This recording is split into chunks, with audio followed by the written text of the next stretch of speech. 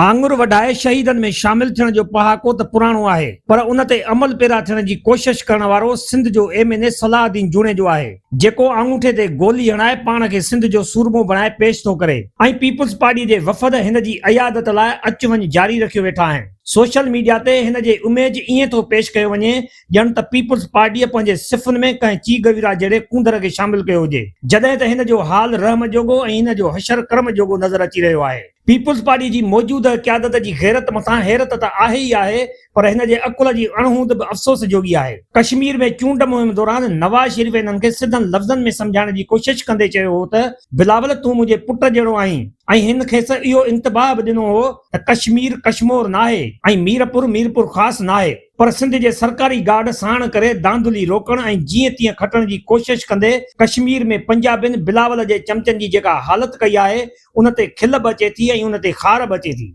इन्हनि खे छा थियो?